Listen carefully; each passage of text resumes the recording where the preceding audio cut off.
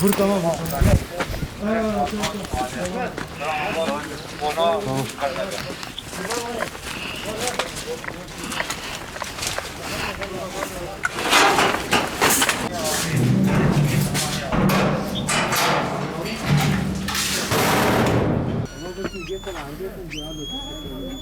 زي ما قعدنا نتغدى نينا يا اخي.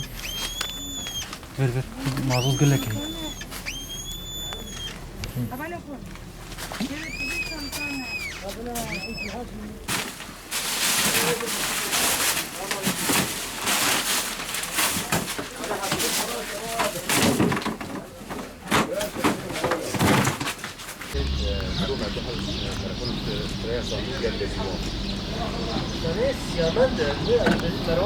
Aynen bir iki gün sonra var size geldi başta.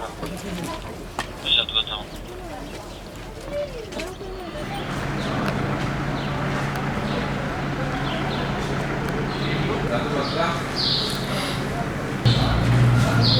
Hoş geldin o. Hadi ya.